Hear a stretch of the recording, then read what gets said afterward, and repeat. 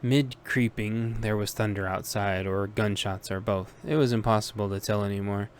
As they crept past the yelling man's condo, the yelling quickly got closer to the door, and the door exploded open. Malaise made a barrier between the man and Darcy so that Darcy could pass. The hallway was dark. When the door opened, some candles and a flashlight shone on Malaise. The man paused for a second and said, "This is your fault, isn't it?" He motioned at her, most likely in reference to her black-clad attire. Malaise squared up with him at a 45-degree angle like her dad had taught her, and looked out at him with one eye through the mask. Her hands were out and her hips forward so she could pivot easily. This stance would help her parry and dip. In a women's self-defense class her dad had made her take before he allowed her to walk around town to school and work, she learned a lot. The best way to fight a man, if you're a woman, is to not fight them at their level, which is to play to the man's physical strengths too easily. "I'm talking to you, boy. This your fault?" he accused, to deflect responsibility however he could. Malaise stood unflinching, trying to buy Darcy the time to get away. Malaise heard whimpering coming from the condo he had emerged from. He'd either physically, mentally, or both been abusing whoever in there had caused him to not prepare like he had suddenly realized he should have been doing all along.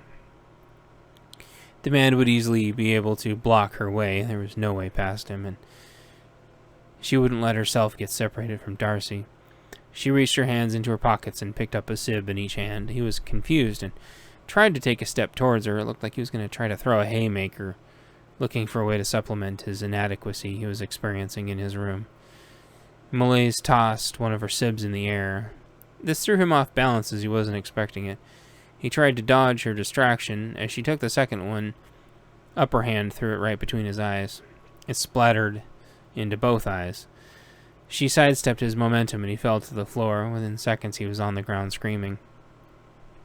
"I'm not with them," Malaise said, as if he would finally listen, and she went to catch up to Darcy. It took a few seconds, but Malaise caught up with Darcy. "Thanks for not shooting him," Darcy whispered sincerely. "Only as a last resort."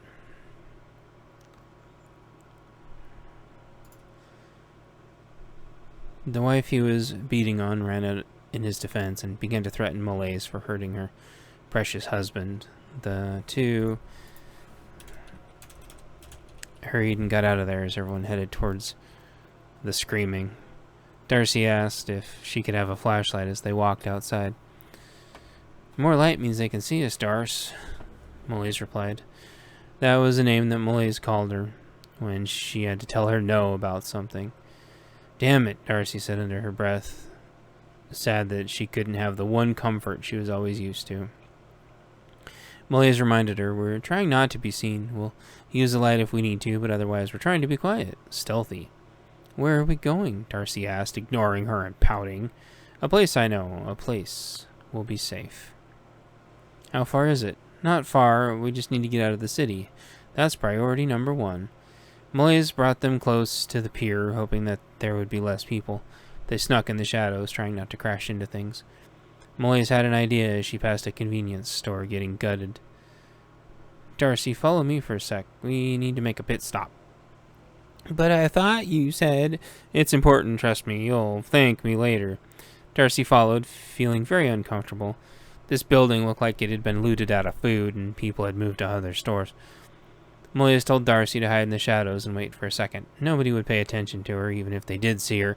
She sat down pouting and covered herself up in her bags, as if she would be invisible if she couldn't see out. Malaise thought it was absolutely adorable and tried not to snicker. What a trooper, Malaise thought, and then snuck into the store. She headed directly for the garbage bag aisle and grabbed more garbage bags. Then she went from aisle to aisle searching for something specific. At one point she passed the pharmacy and it was already completely destroyed and gutted. She snapped a pic in the dark and queued it up to send it to her dad and then continued her search. Her search led her to the other side of the store where she finally found the desired section. From firelight and vehicles' lights reflections, she could see that the aisle had been completely untouched. Everyone had prioritized canned food, chips, and electronics in the other parts of the store. She emptied the medium-sized aisle of nearly all the feminine products into 2 huge plastic bags. "Mine!" she exclaimed in her head. The 2 bags didn't weigh much, and she brought them outside. She looked around and couldn't find Darcy. It was very dark. She couldn't remember which side she left Darcy on. Darce, where are you at? Malaise wasn't concerned yet, but knew within a few seconds it would creep out of her voice regardless. Thankfully, some bags shuffled nearby that were completely in the dark, and it made Malaise jump. Get up here. Got more 2 bags for you, Malaise whispered. Ah, but these are heavy, Darcy responded. You carry garbage bags out, including big bags of our coffee grounds, all the time. You'll be fine. Malaise handed Darcy the 2 bags, one in each hand. See? Not that heavy. Yeah, I guess, was all that Malaise said. Darcy was now carrying bags of clothes, and now something else, not heavy. It seemed soft, though, and that brought her some comfort. She was starting to own her persona a little bit and get into character. She started looking around, becoming more aware of her surroundings, looking for something convenient to maneuver all the bags around with. Nobody paid attention to the homeless guy. And they couldn't even see the Black Crow figure. People were either finishing up their loot runs or hunkering down or burning more objects. Garbage baskets and dumpsters and cars were all burning. Darcy and Malaise traveled by fire and vehicle light. The rain started to come down, but the fires would not be ignored. Before long, the duo had to start heading north to completely exit. They traveled for a few blocks, then there was a commotion up ahead. A huge group of people were brawling, and there was no way around. Cars were burning, and people were laying all over the street. No law enforcement, no fire department. What do we do, Malaise? Darcy started to actually lug the bags around like a homeless person would. Malaise responded, We act confident and hope they don't notice us. It was blocks and blocks of people fighting. Some were upset that they were stuck. Others seemed to want to attack everyone for simply being there and trying to leave. There was another exit, but it was under construction and would require doubling back. Follow me, Malaise said, and they headed into the mob. They tried to skirt it, but it wasn't long before they had drawn attention. Some other people, all in black outfits, approached Malaise. Malaise had an idea. Is this where the party's at? She thrust her hips forward and made exaggerated theatrical motions with her arms, like she'd seen them make in so many theater productions and web videos. Hell yeah, glad you're here, they high-fived emphatically. She kept the punk's gaze on her instead of Darcy. He sprung off to cause more damage, a ball-peen hammer in his hand.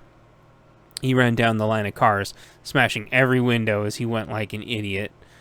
Malaise regained her normal composure and returned to Darcy. They kept walking, but there were so many people, and the roads narrowed due to the overpasses and bridges. They would have nowhere to maneuver. Malaise recognized this as an issue, and they started heading towards where the punk went. She figured maybe from this side it would be easier to find the unfinished exit out of town. Malaise and Darcy got a block or two before there was an all-out rolling street brawl. No law enforcement anywhere. Some barbarian-looking guys from the cafe earlier were about 15 strong but surrounded. There was at least 50 guys surrounding them, with more on the way. In between the yelling and throwing of heavy objects, Malaise noticed a distinctive tink-tink-tink sound with associated screams between each. They weren't going to last much longer. People rushed past her and Darcy, ignoring them to join the fight. She saw 2 of what she could only describe as Vikings go down to pepper spray. They looked like people that had stopped by her cafe earlier. Despite them looking like they were holding their own, she'd seen Seouth brawls before. It looked like it would end soon and not in their favor. She could try to go around, hoping they were distracted. She could try to help the black-clothed folk and hope they leave her alone. Or she could help the dwindling group, trying to last until hope arrived that would never come. As she got closer, she heard the hollering about Valhalla. Then she felt a tug at her arm. Malaise, we have to help them. That was all Malaise needed to hear. Malaise dropped her bag next to Darcy, grabbed a handful of sibs in each hand, and ran towards the group. They didn't see or hear her coming. Chapter 17. Luxon, Last Stand. Late evening. Luxon and his remaining heathen buddies had been fighting Black Block for what seemed like forever. They all converged at once, like they decided this would be a good place to combine their forces. Luxon knew he couldn't let his and his buddies' vehicles get ambushed. When you were in the open, you always wanted to stay in your car. When you're completely boxed in, you have to go on a strategic offensive and push through. The fight could have only been a few minutes, or it could have been a half hour. Luxon couldn't tell. They'd been overran at one point and almost fell when Knuckles came blazing through. Luxon and Knuckles had done operations before. They both traveled in very similar circles. Luxon didn't have time to ask where Knuckles came from or what he was doing there, because the breathing wouldn't make room for words.